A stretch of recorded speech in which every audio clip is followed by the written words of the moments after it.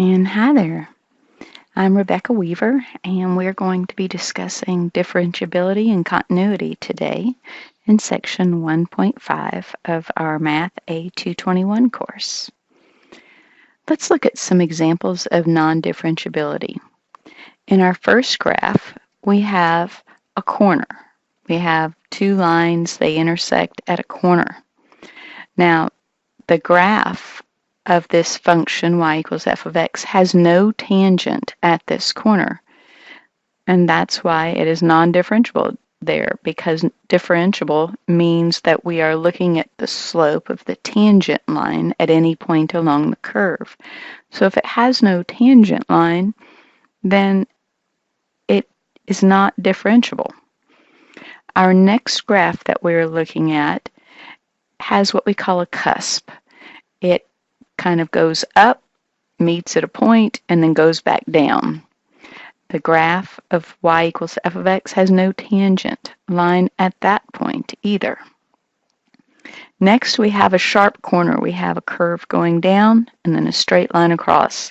That corner point has no tangent, so therefore it's not differentiable. Those are all kind of variations of corners and cusps. The next one is a little different.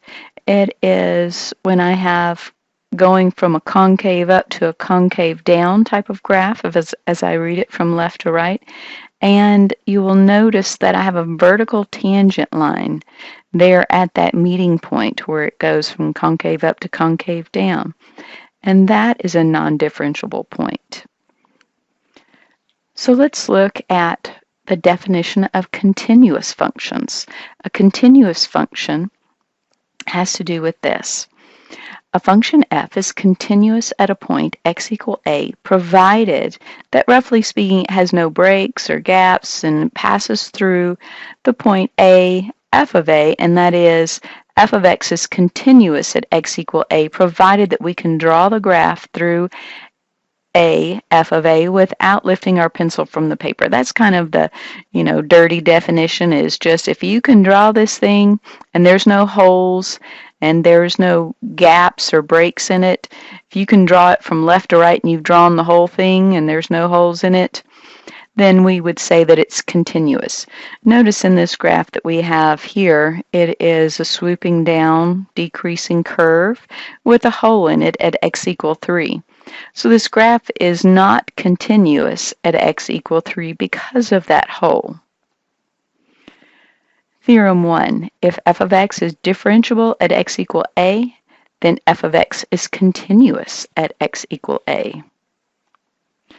Now we'll look at a limit definition of continuity, and this is a formal definition of continuity, but we can get whether something is continuous from the graph. We get a good idea of it, but it is not solid. It's just kind of a sloppy kind of saying that it's continuous. To say that it's truly continuous, it must meet these three conditions. So a function f of x is continuous at x equal a, provided the following limit relation holds. The limit as x equals a, x goes to a, of f of x equals f of a. In order for number 1 to hold, the three conditions must be satisfied, or in order for that limit definition to hold, these three conditions must be satisfied. Number 1, f of x must be defined at x equal a. Number 2, the limit as x goes to a of f of x must exist. And then number 3, the limit as x goes to a of f of x must have the value of f of a, meaning that the limit must equal the function value. A function will fail to be continuous at x equal a when any one of these conditions fails to hold. Let's look at these three graphs. I see that in graph A, I have a corner, a little cusp, so I know that it is not differentiable, but it is continuous. Notice I could draw this whole thing without picking up my pencil. So this function is continuous and not differentiable. The next one is not differentiable because of that break. Also, it is not continuous because of that break. My next function is continuous but not differentiable because of that vertical tangent line. So let's look at an example.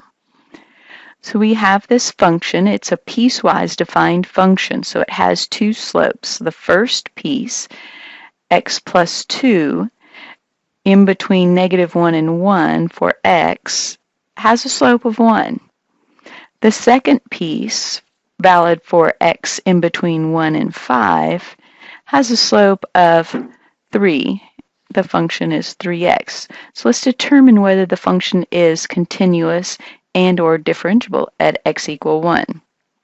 Now, to save ourselves from doing unnecessary work, let's see if the function is differentiable at x equal 1.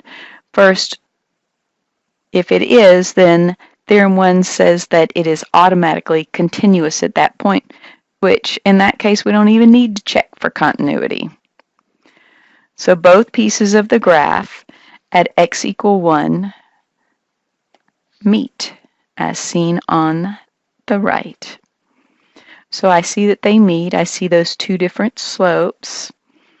And I see that I do have a corner, so I know it's not going to be differentiable at that x equal 1 point. It is continuous, though. So upon looking at the graph, it appears that the function has a corner at x equal 1 and is therefore not differentiable at x equal 1. However, just by looking at the graph, it's not generally the best way to make an informed decision. If we analyze the function itself at x equal 1, namely the slope of the function to either side of x equal 1, we find that to the left of x equal 1, the slope is 1. That's because my function is x plus 2. To the right of x equal 1, the slope of the function is 3. That's because the function is 3x. Therefore, in terms of the slope, there's not a smooth transition from the leftmost piece of the graph to the rightmost piece of the graph. Therefore, the function is not differentiable at x equal 1. So what does that say about the continuity of the function at x equal 1? Well, nothing. Theorem 1 only says that if the function is differentiable at a point, then it is continuous at that same point. It says nothing about non-differentiability implying anything about continuity. Therefore, we must conduct an investigation for the purpose of determining whether the function is continuous at x equal 1 or not.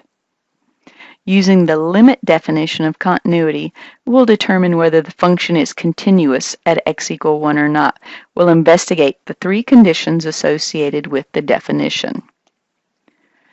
So, condition 1, the function is defined at x equal 1 since f of 1 equals 3.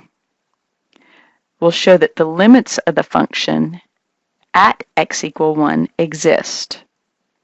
So here are my limits. I don't really know that this shows it entirely, but it gives us a good idea. It is a numerical method for looking at limits.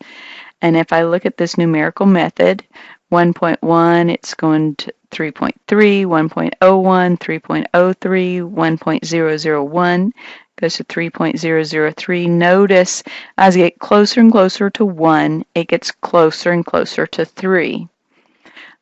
Likewise, going the other direction from the left, when x is 0.9, my function value is 2.9. When x is 0.99, my function value is 2.99.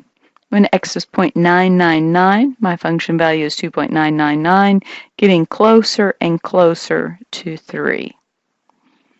As x approaches 1, it appears that the function approaches 3 from both sides of x equal 1. Therefore, we say that the limit as x equal 1 of f of x exists. I'm going to say it exists and it equals 3. As discussed before, see condition 2, the value of the limit as x goes to 1 of f of x is 3, which we saw is equal to f of 1, and that was condition 1. Therefore, the function is continuous at x equal 1, though it is not differentiable. And that's kind of like a formal way to look at it, but we knew just by looking at the graph that that was the case. But we could formally do it through those theorems. All right, Now, if y'all have any questions, you're going to be looking at graphs. Tell me if it's differentiable or continuous, and you won't have to do the formal stuff when you are answering those homework questions. But we did need to go through it just so that you could see that. All right, have a wonderful day, and if you have any questions, you be sure and email me. Thank you.